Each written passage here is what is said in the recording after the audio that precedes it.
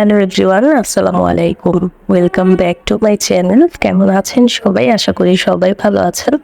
আলহামদুলিল্লাহ, আমরাও অনেক ভালো আছি।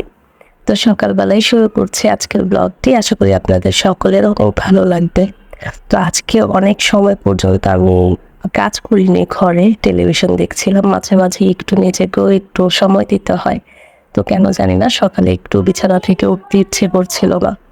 তো প্রায় অনেকক্ষণ টিভি দেখার পর উঠে দেখি যে গাছের অবস্থা অনেক খারাপ। তো এটা হচ্ছে আমাদের অন্য আরেকটা বেলকনি। তো এই সাইডের বেলকনিতে আমার মা শুধু পুঁইশাক গাছ লাগিয়েছে। তো এই গাছে একটু পানি দিতে আসতে মা বলছিল যে একটু গাছে পানি দিয়ে আসতে, তো পানি দিয়ে আসলাম।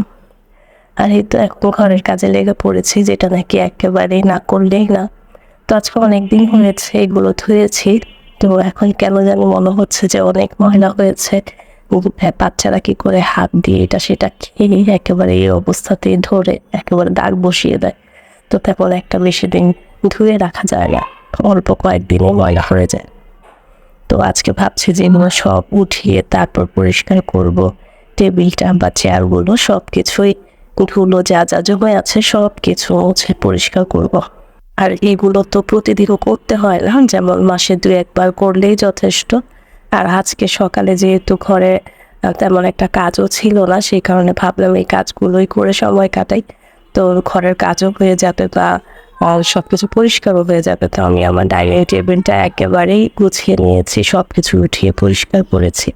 তো এখন আমি আমার ড্রয়িং রুমের সোফাগুলোকে একটু পরিষ্কার করবো। আসলে প্রতিদিন করা হয় না, করা বলতে যে প্রতিদিন উপর থেকে একটু মুছে বা ঝাড়ু দিয়ে একটু ছেড়ে নেওয়া হয়, কিন্তু সব সময় তো আর সব কিছু উঠিয়ে পরিষ্কার করা হয় না। তো হাতে সময় থাকলে কি করে একটু পরিষ্কার করে ফেলি। তো আজকে তো বললাম হাতে অনেকটাই সময় আছে, তো ভাবলাম যে একটু এগুলোকেও ছেড়ে মুছে নেই। তো এক দিকটা করলে আরেক দিকটা হয়তো বা না করলে ভালোও লাগে না, যেহেতু ডাইনিং টেবিলটাও মুছেছি, পরিষ্কার করেছি, তো ড্রয়িং রুমটাকেও একটু ভালোভাবে পরিষ্কার করি। তো আমি কি করছি, সোফাগুলোকে আর কাভারগুলো উঠাচ্ছি না, উপর থেকে আমি হাত দিয়ে সরিয়ে সরিয়ে সব কিছু মুছে নিচ্ছি। আর বাচ্চাদের ঘরে তো যে কোনো জিনিস মুছে বা পরিষ্কার করে বেশিক্ষণ রাখা যায় না, অল্প সময়ে আবার সব কিছু এলোমেলো হয়ে যায়। আর আমার ঘরে যেহেতু অলরেডি 2টা আছে, তো সেই 2টাই যথেষ্ট আমার ঘরটাকে একেবারে নোংরা করার জন্য। তারপরেও বোঝাই যে এতই নোংরা করুক, নিজের কাছে তো দেখতে একটু ভালো লাগে।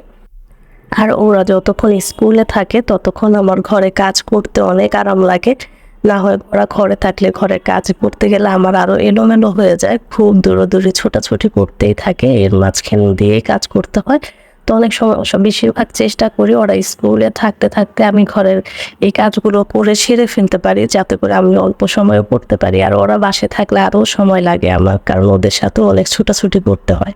আর এই তো আমি আমার ড্রয়িং রুমটাকে ঝাড়ু দিয়ে দিচ্ছি।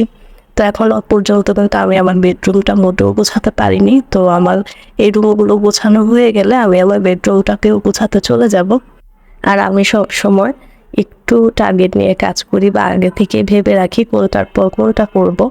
তো সেই কারণে কিন্তু যতই আমি ধীরে কাজ করি না কেন, অল্প সময়ে কাজগুলো সেরে ফেলতে পারি। ভাবতে হয় না যে কোনটার পরে কোনটা করবো, তা আগে থেকে অলরেডি ভেবে রাখি যে কোনটা শেষ করে তারপর কোন কাজটা ধরবো। তো এই তো আমার বিছানা পাটি ঝাড়ার জন্য চলে এলাম। আর বিছানা না ঝাড়লে কিন্তু ঘর আমার একেবারেই এলোমেলো লাগে। তো সবচাইতে বেশি ইম্পর্টেন্ট হচ্ছে একটা ঘরের বিছানা। তো বিছানাটা যদি ক্লিন থাকে তাহলে কিন্তু ঘর গোছানো লাগে। আর যদি যে এতই ঘরের বিভিন্ন কাজ করি না কেন, বিছানা যদি অগোছানো থাকে তাহলে কিন্তু ঘর কিন্তু একেবারে পুরোটাই মনে হয় যে গোছানোই হয়নি। তো সবসময় চেষ্টা করি বিছানাটা টান রাখার, কিন্তু বাচ্চাদের ঘরে কিন্তু মোটেও এটা করা যায় না। তো দিনে যে কয়বার ছাড়ি এর কোনো হিসাব নেই, কিছুক্ষণ পর পরে এসে বিছানাটাকে একটু ঝেড়ে গুছিয়ে নিই। তো ওরা যেহেতু স্কুলে আছে, তো কিছুক্ষণ থাকবে, বিছানাটা একটু সুন্দর, তাতেও আমার অনেক শান্তি, দেখতে ভালো লাগে। তো এই তো বিছানাটা ঝেড়ে ফেলেছি। আর জাহান সাবরিনকেও তো স্কুল থেকে আনতে হবে, তো ভাবছি ঘরটাকে একটু ঝাড়ু দিয়ে দিই, তারপরে গিয়ে বাচ্চাদেরকে নিয়ে আসবো স্কুল থেকে। আসলে ঘরের কাজ কোনো মেয়ে কিন্তু বাবা বাড়ি থেকে শিখে আসে না, কাঁধে যখন দায়িত্ব চলে আসে তখন কিন্তু আর কিছু ফেলে রাখা যায় না, সব কিছু নিজেই শিখে নিতে হয়। তো আমরাও কোনো এক সময় যখন মেয়ে ছিলাম তখন কিন্তু ঘরের কোনো কাজই করতাম না বাবা মার বাসায় থাকতে। তো মাও তেমন একটা করতে দিত না, কিন্তু বিয়ের পর কিন্তু আর সেটা চলে না, বিয়ের পর করতেই হবে। তো বাচ্চাদেরকে স্কুল থেকে নিয়ে এসেছি, আর এই তো বাজারও গুছাচ্ছিলাম। আর এখানে বড় একটা রুই মাছ আনা হয়েছে, তো এগুলোকে পরিষ্কার করছি আর রান্নাও বসিয়েছি। অফ ক্যামেরায় সব কিছু কেটে কুটে নিয়েছি আর এখন রান্না বসিয়ে দিয়েছি। তো এই তো মাছটা ভাজছিলাম, আর তেমন একটা ভাজবো না, আমার কাছে মাছ তরকারি রান্না করলে কিন্তু তেমন ভাজলে ভালো লাগে না, একেবারে শক্ত হয়ে যায়। তো মাছটা আজকে ভুনা করব। আর অল্প সময়ের মধ্যে যা যা করা যায়, তো ঘরের এত কাজ করে কিন্তু রান্না করে বেশিক্ষণ ভালো লাগে না। রান্না করে যেহেতু অনেক গরম লাগে, তো আমি অল্প সময়ের মধ্যে যা করার করে নিচ্ছি, আর মাছটাও ভুনা করে নিচ্ছি। আর পাশে করলা ভাজি করছিলাম। তো ঘরের কাজ করার সময় অলরেডি আমি যা করি, ভাতটাও রান্না করে ফেলি, ফাঁকে ফাঁকে যা রান্না করা যায়। তো আমি মাছটা দিয়ে দেবো এখন ঝোলের মধ্যে। তো নামানোর আগে একটু চিড়ে গুঁড়ো করে দেবো। আর একটু রান্না করতে কিন্তু সময় লাগে না, যদি কাটা থাকে বা সব কিছু কেটে কুটে নিয়ে আসা হয় তাহলে রান্না করতে তেমন একটা সময় লাগে না।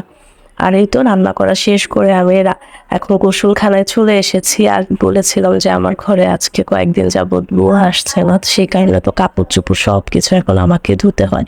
আর বাচ্চারা গোসল করে সব ফেলে রেখে চলে যায়, তারপরে এগুলো ভিজিয়ে তারপর আবার ধুতে হয়। তো আমি কি করবো, এখন এগুলো সব কিছু ধুয়ে তারপরে নিজেও ফ্রেশ হব। আর বৃষ্টির দিনে তো কাপড় চোপড় ধোয়া বা পরিষ্কার করা খুবই ঝামেলার কাজ, তো আমি বেশি একটা করে নিই না, আমি অল্প অল্প করে কাপড় চোপড় ধুই। আর বেশি হলে তো আমি পারিই না ধুতে, খুব কষ্ট হয়। তো এই তো কাপড় চোপড় ধুয়ে নিজেও ফ্রেশ হয়েছি, আর এখন বেলকনিতে মেলে দেবো। কারণ বৃষ্টির দিনে আমি ছাদে কাপড় চোপড় শুকাই না, বারে বারে আনা দেওয়ার যে ঝামেলাটা থাকে, তো বেলকনিতে শুকালে আর সে ঝামেলাটা হয় না।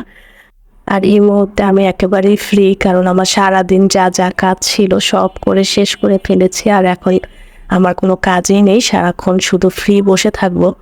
আর আজকের মতো ব্লগটি এখানেই শেষ করছি, দেখা হবে নতুন আরও একটি ব্লগে। ধন্যবাদ সবাইকে, ভালো থাকবেন সবাই, আল্লাহ হাফেজ।